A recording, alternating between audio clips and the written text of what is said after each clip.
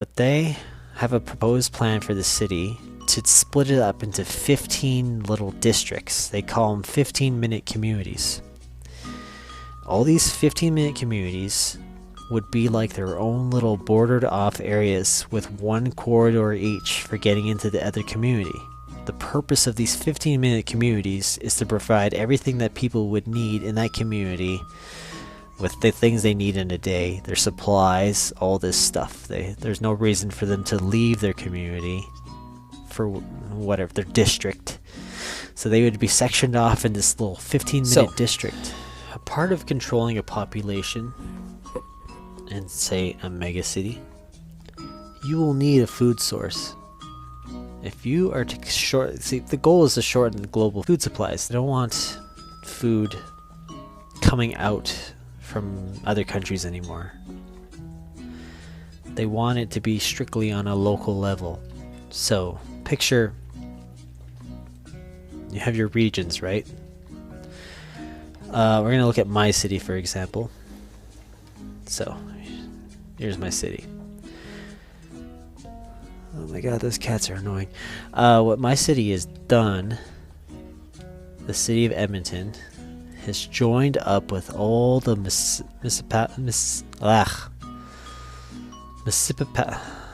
I can't talk today. So the other little cities and stuff, those areas. And what they did was they made a region. So they combined, it was like 13 stuff in total. Edmonton plus 12 other towns and cities, little hamlets, stuff like that. Like Strathcona and St. Albert and stuff like that. All these mayors got together and they formed a region, a global region. This is just in my neck of the woods. You can look in your area and you will find something similar. Regional areas. So here's the Regional Agriculture Master Plan. So kind of think of this like its own little country within the province of Alberta in Canada. So Canada's the country, the province is Alberta. The city I live in is in Edmonton. So this is Edmonton right here. This big gray patch, grayish, reddish patch, pinkish. Cat sneezing. And then you got other cities and stuff like that, or little towns. And you got this marked out area combining all those things. Consider that's a region, a global region. So this is kind of like their own little country in a way, where they have a goal of becoming a global region. That means that they would interact with the world, the global world. It would supersede the country. They still interact with the country, Canada and stuff like that, but they would have a correspondence with the rest of the world and deal with the rest of the world that way. Anyways, so the plan is, just in this city, you get your regional land, so that's the rural area. That's where you grow a lot of the food. Then you would have some local farms and stuff within your city. Local grow areas. You'd have your vertical farming, your indoor farming, you'd have whatever, insect farming, all that stuff. Tower farming, rooftop farming.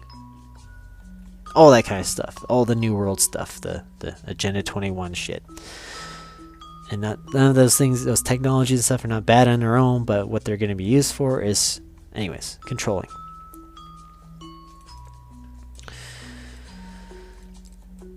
So, this has been a part of the plan for a long time.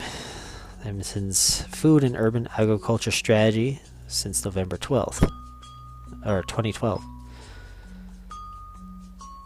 Here's just a winner fresh meat prize contest. You have a food hub, this little group, Food for Good, won 1,700. This was in 2017. Anyways, this is their image. This is Food for Good. This is their kind of, think of this. Okay. This is so crazy. There's so much to it.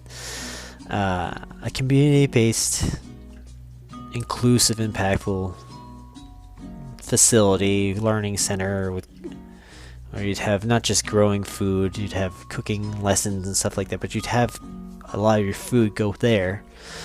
This is just a local little food hub that would be in a community area. They would get their supplies from a regional food hub that would just be like a thing where farmers and stuff like that would go into it. They would drop their food off and stuff. The rural area farmers would deliver their stuff to the rural hub, or the regional hub, which then would have food come into the local food hubs, which would be in different communities. So this picture, this one, Food for Good, would be in whatever area in Edmonton. I assume it's in Edmonton. It'll be an area in Edmonton, a community, and that's where the people in that community, that area, would go and get their food from there.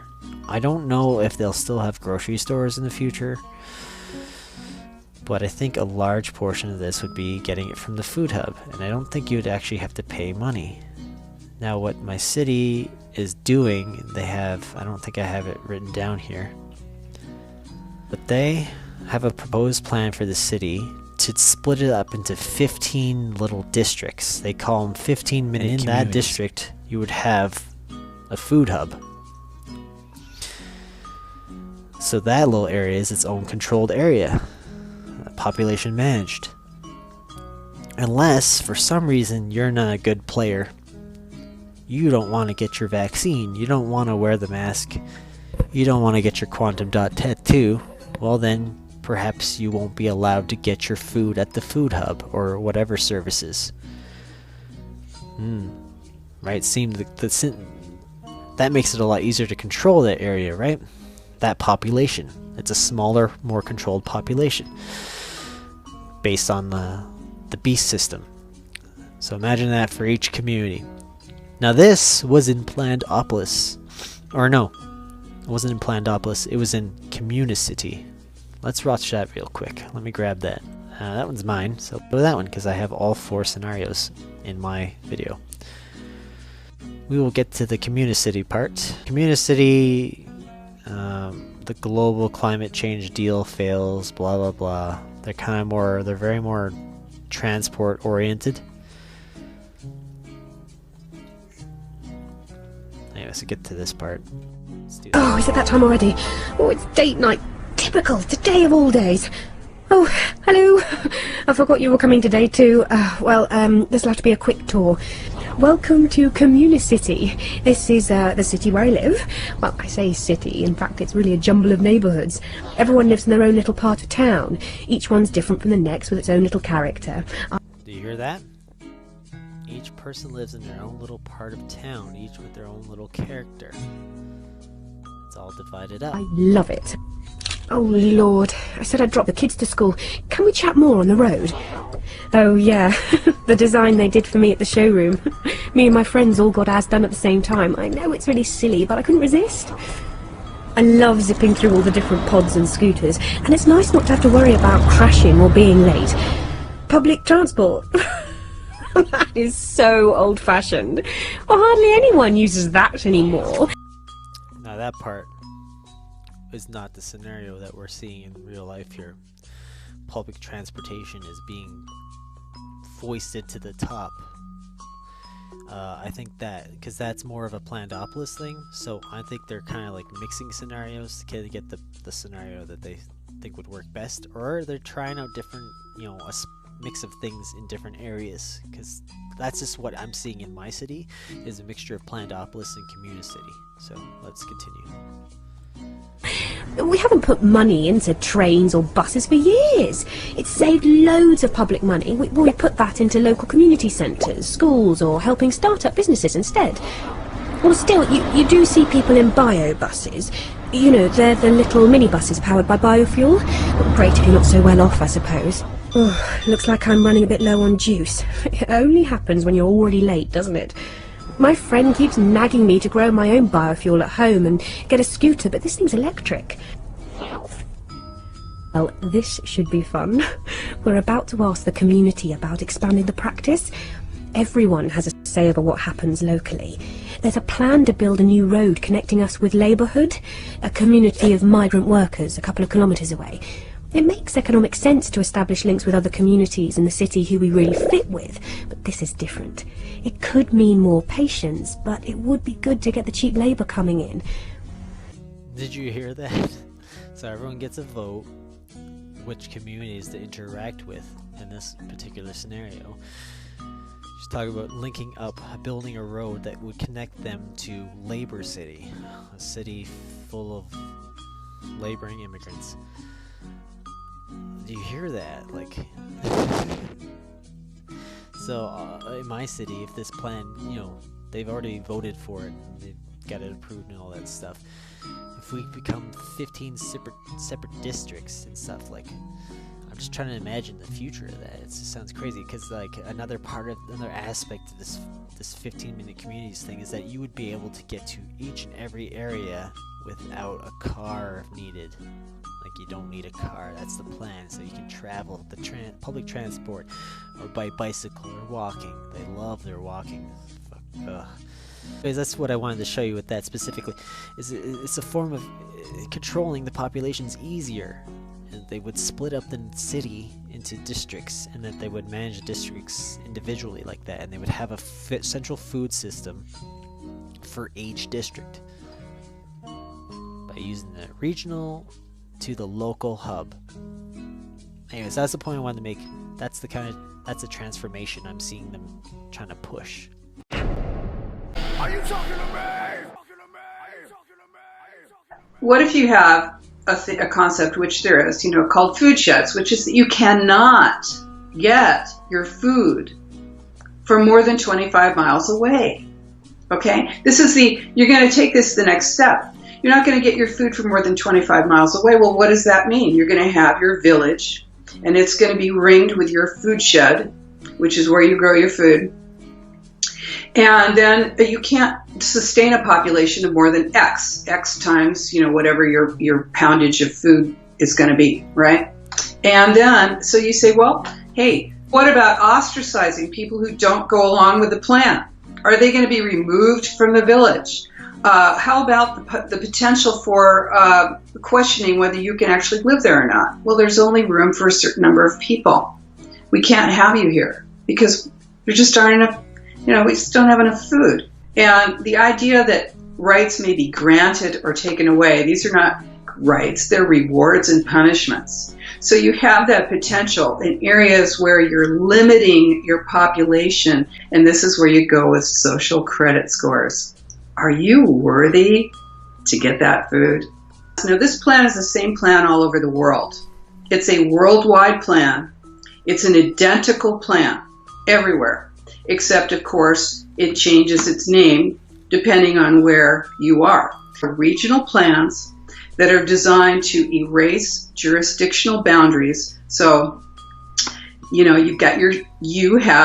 live in a city which has a boundary, then you live in the province or county or canton or whatever it is that's the larger entity, political entity. Then you live in the state. And then you live in the nation, right? Well, those all having the same thing in common, which is that you vote for your representatives. These are representative government in all free countries, representative government. Well, Agenda 21 is global, regional, neighborhood. Global, regional, neighborhood. So you don't vote for any of those, okay?